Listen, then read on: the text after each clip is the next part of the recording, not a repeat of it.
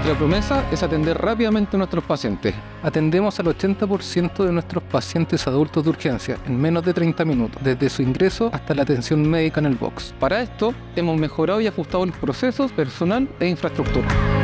Gracias al crecimiento constante de estos últimos 2 años, hemos sumado nuevas salas de espera, nuevas tecnologías para aportar el servicio, lo que nos permite tratar todo tipo de patologías y emergencias. En Clínica Los Carreras, fieles a nuestra misión de brindar un servicio de atención accesible, confiable y cálido, hemos aumentado en nuestra urgencia tanto el personal como los box de atención, a 20 box de atención rápida, 15 unidades de observación, 1 unidad de cirugía menor y curaciones y 2 box de reanimación, para brindarles a ustedes un mejor servicio.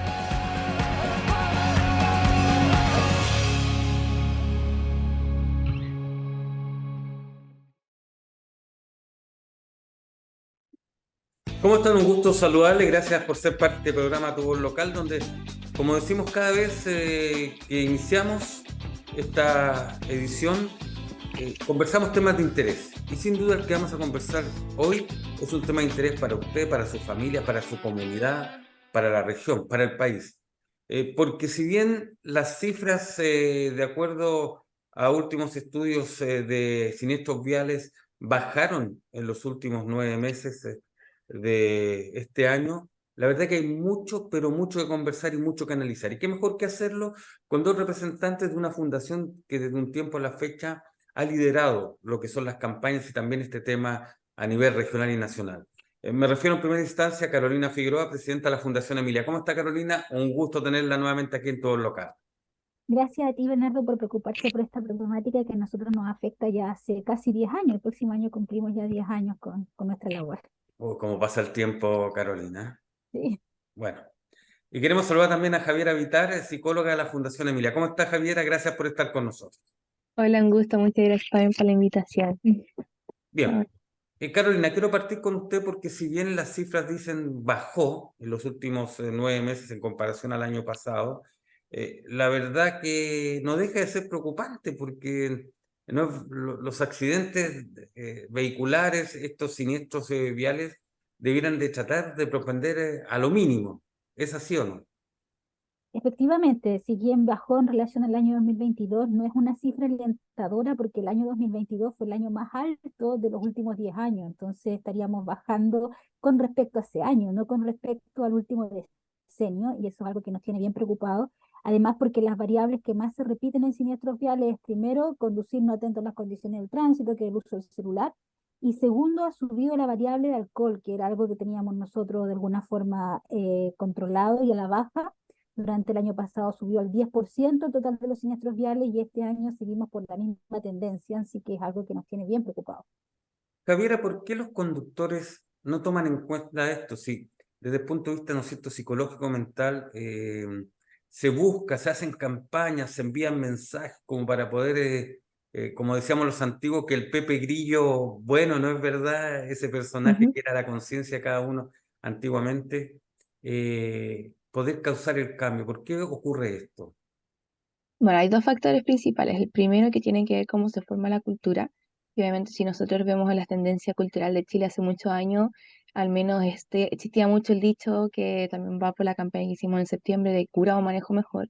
También viene con las poco conocimiento que se tenía sobre los efectos del alcohol efectivamente en el cerebro y cómo esto afectaba en el movimiento de las personas, por lo tanto, razones por las que no podían conducir, pero también por bueno, la interacción social que se genera. Cuando se genera un dicho que valga la redundancia, sea verdad o no, se asume en cierta medida que es verdad porque por alguna razón se tiende a repetir. Entonces también está lo que es la influencia de las personas a lo nuestro, especialmente los jóvenes, cuando se trata de influencia de pares, y obviamente se tiene un nivel de raciocinio personal, pero obviamente la influencia social que tiene con la aceptación humana de pertenecer a un grupo también afecta en el comportamiento de las personas. Por lo tanto, si más personas te influyen a generar una conducta que tú a pesar que sepas que no es la adecuada, puedes igualmente estar susceptible a ser como llevado a manejar la conducta por estar buscando el beneficio de algunas otras características sociales. Complicado aquello, Carolina, sin duda, porque, por ejemplo, usted decía una de las causas principales tiene que ver, ¿no es cierto?, con la distracción a la hora de conducir. Y se han hecho campañas, hay normativa que habla que, ojo, cuidado, no hay que hablar por el celular, ni siquiera hay que contestarlo, incluso hasta cuando se usan manos libres puede distraer.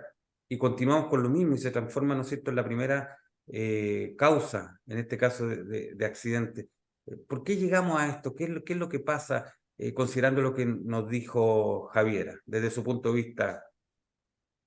Bueno, hay una lógica de efectivamente no visualizar lo que son los costos sociales de un siniestro vial. La mayoría de las personas está como adecuada a que esto no le va a pasar. Piensa que efectivamente es una relación que no es estadísticamente probable que les pasa si ellos cumplen con ciertas cosas que ellos consideran correctas. Y efectivamente esto pasa. El 67% de la población va a estar a lo largo de su vida dentro de un círculo de alguien afectado por un siniestro vial. Y entiéndase por siniestro vial un choque con fallecidos, lesionados graves, pero también son los efectos de choques con daño. En Chile hay una cantidad enorme de personas que han chocado y han sufrido daños económicos por un siniestro vial y no hay una normativa clara, por ejemplo, en la recuperación de esos daños económicos, por lo tanto están dentro de ese 67%. Y la gente no lo visualiza demasiado, generalmente lo visualizan y lo han normalizado. Se naturalizó que hay un número de personas que mueren en siniestros viales y eso es mala suerte porque lo he escuchado muchas veces, tuve la mala suerte y no, pues, todo eso puede ser prevenible y es lo que la gente debería entonces empezar a incorporar y diferenciar en su conducta, de aquello que puede prevenirse, de aquello que efectivamente es accidente.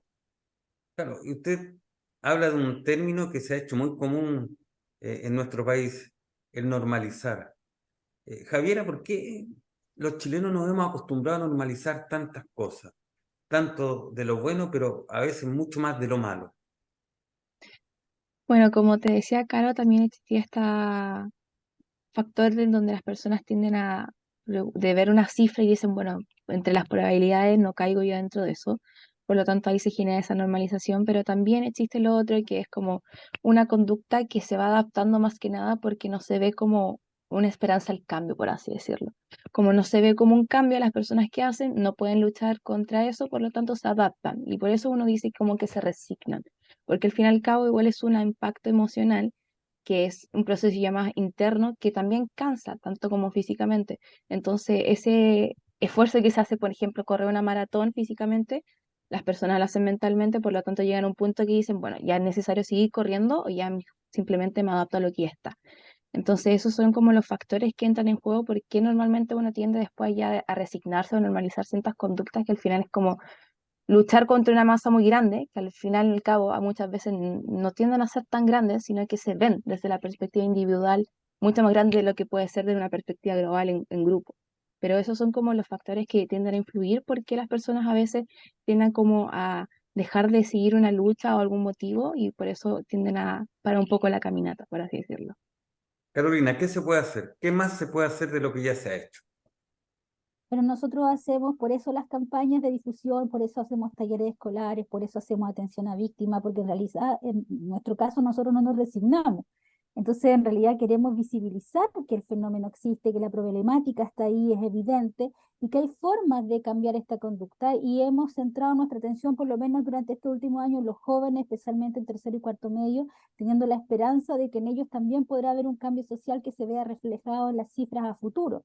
Y también hacemos un llamado a los adultos. Yo creo que las personas siempre tienden a pensar que son los jóvenes entre 18 y 29 los que mayor cantidad de siniestros viales provocan. Pero hay una masa de adultos, el 96% hombres de 40 años hacia arriba, que siguen normalizando la conducta porque siempre lo han hecho así. Entonces, como siempre lo han hecho así, le ha dado resultado y todavía no han fallecido nadie ni nada con su conducta, entonces pueden seguir haciendo.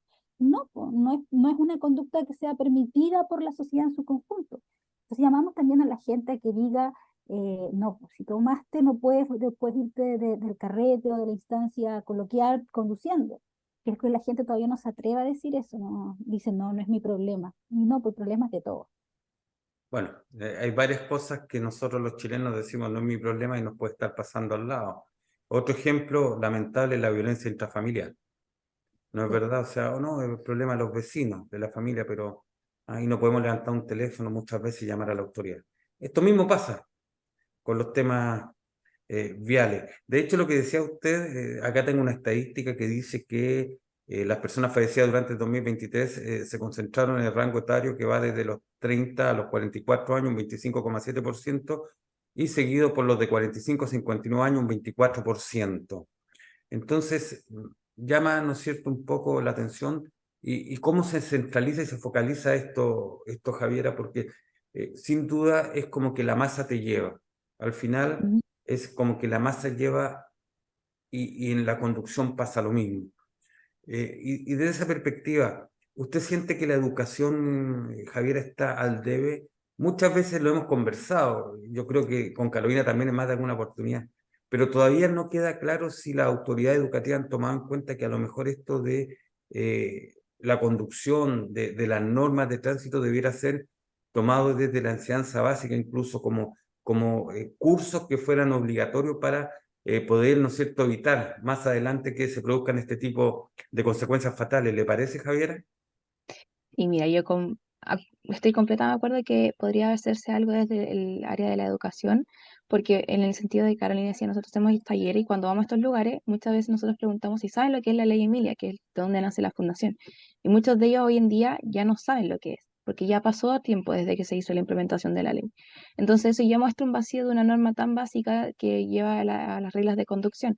Entonces, si vemos, por ejemplo, el sistema educativo, existen lugares en donde se puede hacer dentro del currículum como educación ciudadana, en donde se pueden tocar estos temas y donde se puede educar a los niños, como por ejemplo, partiendo, si los niños son muy menores, cómo ser peatón, cómo ser un peatón responsable.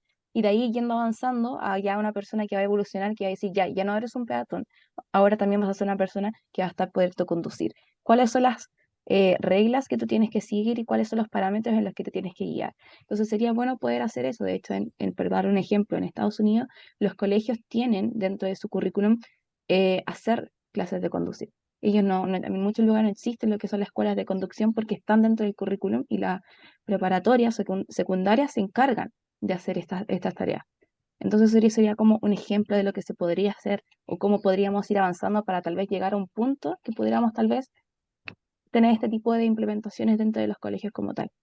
Pero esto tiene que ir también sumado a la responsabilidad, porque no sacamos nada con tener clases, ¿no es cierto?, en los colegios de conducir, si vamos a tener una irresponsabilidad una vez que se sale a la calle, se toma la llave y se prende, ¿no es cierto?, el motor. Carolina, lo dijo Javier y creo que es bueno recordarlo. ¿Qué dice la ley? En simples palabras, como para que nuestros televidentes, ¿no es cierto?, también lo puedan conocer y lo puedan recordar, porque si el colegio no está, deberían de estar los papás, debería estar la familia. Yo recuerdo cuando era chico, iba a pasar una calle y el semáforo estaba en rojo y mi mamá me decía, ojo, no, atención, todavía no, porque la roja es para esto, pero eso se ve poco hoy día. Quienes caminamos las calles, ¿no es cierto?, lo vemos poco. ¿Qué podemos recordar en pocas palabras de la ley? ¿Qué es lo que dice? Bueno, la normativa de la ley de tránsito establece una serie de conductas de prevención en lo que son las vías. Básicamente, si usted toma, no maneja, no lo hace a exceso de velocidad, no lo hace viendo el celular ni sacándose selfie, respeta la luz roja. O sea, esa es una gran problemática que tenemos, que la gente no respeta la luz roja. Entonces, respeta el cruce de peatones, efectivamente espera que pase el peatón y no empieza a acelerar y a tocarle la bocina. Yo creo que aquí parte con una lógica de respeto por todos, que es algo que hemos perdido. Yo creo que la sociedad es cada vez más individualista y se olvida que interactuamos todos los días con todo el mundo en la calle. Entonces hay que respetar la vida propia, pero también la vida del resto. Y la interacción con ellos se hace en función de una normativa que lo que hace es prevenir tanto dolor, porque finalmente es eso, prevenir dolor. Y es ese el llamado que queremos hacer a las personas, que hagan responsables de esta prevención y que ayuden, pues, diciendo de vez en cuando vean este tipo de normativas que se sobrepasan, oye, no, pues, todos compartimos las calles, todos somos responsables. Qué interesante aquello, ¿ah? Porque sin duda, Javiera, hoy en nuestro país tenemos una serie de problemas. No nos respetamos muchas veces, no nos escuchamos, no hay tolerancia, hay poca fraternidad. ¿Usted podría señalar, a lo mejor estaría de acuerdo con lo que le voy a decir en torno a que este tema tiene que ver también o es arrastrado por la situación actual que vivimos en nuestro país? Yo creo que más allá de lo que es la situación actual como actual de este año, viene hace rato. Yo creo que la pandemia fue como un factor que hizo explotar lo que es la salud mental en Chile. Por lo tanto, muchos rasgos de todo eso ahora se están aflorando después de lo que fue toda la pandemia, en donde el sistema de salud obviamente colapsó, los sistemas de atención psicológico obviamente fueron buenos porque se priorizó lo que fue como la atención primaria con las personas con COVID, etcétera. Entonces, de ahí viene toda esta problemática. Yo creo que es una problemática social que Chile viene teniendo en deuda con la salud mental hace muchos años y no solamente hoy en día. Entonces, yo creo que por ahí también va la razón por la que Carolina dice que hoy en día la gente tiende a ser más individualista también, porque si uno no ve un sistema que te pueda ayudar, porque hay que ser honesto, los sistemas públicos en lo que es atención psicológica son bastante precarios en lo que puede hacer atención privada y no todos pueden acceder a la atención privada. Entonces, obviamente uno va a tender a tratar de solucionar las cosas como uno mismo y si no se tienen las herramientas posibles para poder hacer eso, las personas explotan, existe más estrés, más agresividad, menos control de impulso, etcétera. Entonces yo creo que esa es una deuda histórica que se tiene hoy en día para poder también tener más en boga lo que es la importancia de la salud mental, porque al final también es algo que se ve, por ejemplo, en las calles cuando las personas tienden a ser más impulsivas porque se les cruzó el auto o porque les tocaron la bocina, etcétera. Entonces también esto se ve reflejado en lo que nosotros estamos hablando de vehículos. Sin duda. Carolina, para los papás, las mamás, la abuela, los tíos, los abuelitos que nos están viendo, ¿qué le diría a usted? ¿Cómo debiera ser a lo mejor esto llevado desde la familia, desde la casa? Yo creo que enseñar con el ejemplo. Yo creo que muchas veces le repetimos a los hijos, no, no se cruza con luz roja, pero cuando estamos apurados en una esquina llegamos y pasamos porque según nosotros no viene ningún auto. Los niños adquieren hábitos, por ejemplo. Si usted contradice lo que le enseña, los niños efectivamente no entienden la indicación que se les da. Entonces, primero eso. Segundo, un llamado de atención a los padres que transportan niños menores de 9 años sin sistema de retención infantil. Hemos Perdón, lamentado. le iba a preguntar por aquello, porque tiene que ver también un poco con lo que hemos conversado, porque en este país se dictan las normas, se publican en el diario oficial, vienen campañas, se parte bien, como partida de caballo inglés, como se dice, ¿no es cierto?, el antiguo dicho, pero después de un tiempo como que las cosas se olvidan. Y ese tema usted ya me lo planteó y le iba a preguntar hoy día, porque sin duda es muy preocupante lo que está pasando con estos sistemas de sujeción, Carolina. Sí, es que las personas efectivamente no están ocupando los sistemas de retención infantil. Cuando se promulgó la ley, el 50% de las personas lo utilizaba y habíamos bajado la muerte en siniestros viales de niños. Y ahora la gente no lo ocupa. El 30% de las fiscalizaciones, que no es del total del parque automotriz, sino de lo que lograron fiscalizar, lo ocupa. O sea, hay un 70% que no. Entonces, el llamado a eso. El año pasado tuvimos que lamentar 76 niños fallecidos en edad escolar por no llevar sistema de retención infantil. En las clínicas nos llegan los informes, los traumatismos en los que se exponen los niños, que tienen que ver con politraumatismo, generalmente tienen que ver con postración por el resto de su vida. Entonces, por favor, un llamado a las personas a que entiendan que un niño menor de 9 años debe viajar con su sistema de retención infantil. No son objetos, tienen que ir con un armazón que los proteja en caso de siniestro vial y ojalá que la gente lo empiece a implementar en vez de comprarse el celular, que compre entonces una silla o un sistema de retención infantil. Bueno, hay celulares que salen bastante caritos, más de 1 millón de pesos, y yo creo que eso Por alcanza eso, más para comprarse un buen sistema de esto, ¿no? sí, Ujú. ese es el punto. Ahora, Javiera, ¿por qué nos pasa esto? Nosotros que partimos, como digo, como caballos ingleses, ¿no es cierto? Muy bien, cumpliendo y todo, incluso inflamos el pecho diciendo estamos cumpliendo y a poco tiempo se olvida y comienzan a ocurrir situaciones como esta.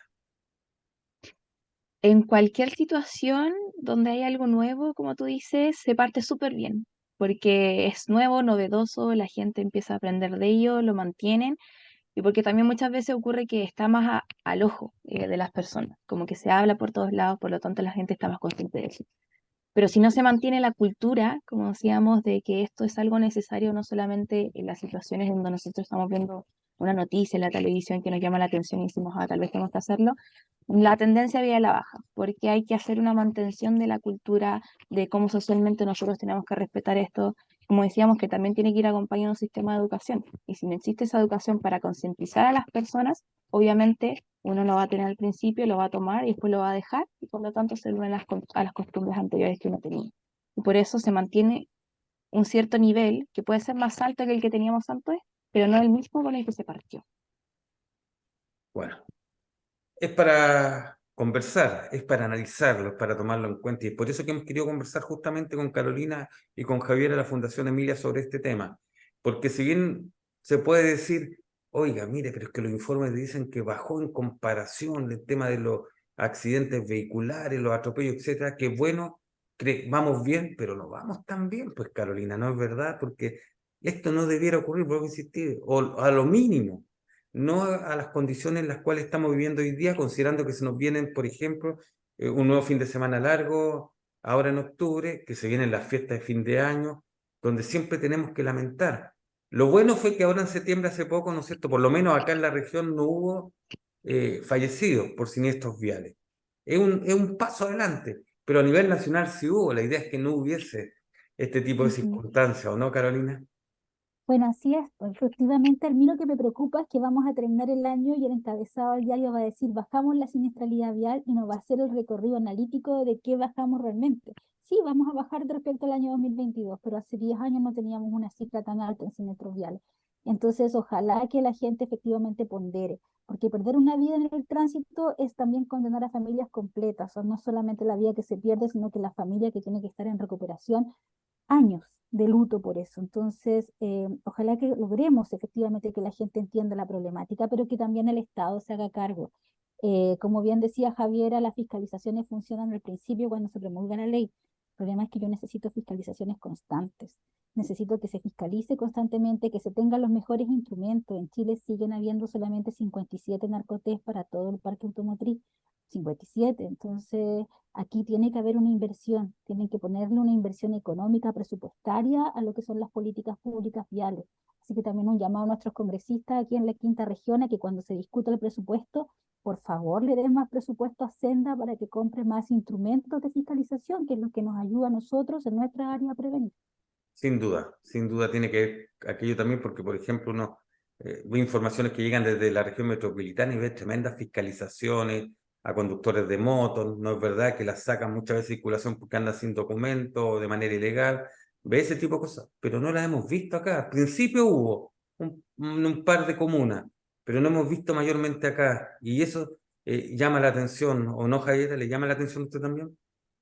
Sí, me llama la atención, como decía, igual la tendencia es como al principio se hace de todo y después se nos olvida y baja no tanto como las personas, sino como decía Carlos, las fiscalizaciones, que también se tiende a ver la tendencia nuevamente cuando vienen estas fiestas y nuevamente hay como mayor fiscalización, pero después baja nuevamente. Entonces tener esta como vaivén de que en este momento sí, en este momento no, también entrega un mensaje a las personas que están en la calle y que ven que entre ciertas situaciones o ciertas épocas del año se pone más ojo que en otras. Es como que también dicen, bueno, pero si las autoridades también hacen esto, ¿qué hago yo como persona? Sin duda. ¿Qué hago yo como persona? Qué buena manera de terminar este programa, porque sin duda es lo que todos debemos pensar. ¿Qué hago yo desde mi espacio más próximo, que es el hogar, para prevenir? No quizás más tarde, mañana o en una semana más, para prevenir a futuro, porque esa es la verdad. Y porque esta cadena virtuosa, ¿no es cierto?, tiene que irse repitiendo y entre todos tenemos que colaborar y aportar para que no tengamos que lamentar, porque como bien lo dice Carolina, y la experiencia es lamentable, cuando fallece alguien por un accidente de tránsito, no solamente fallece esa persona, sino que también está toda la familia involucrada y es muy difícil, sobre todo cuando es un hijo o una hija. Bueno, Carolina Figueroa, presidenta de la Fundación Emilia, muchas gracias por haber estado con nosotros. Javiera Vitar, psicóloga de la Fundación Emilia, también muchas gracias por haber estado con nosotros.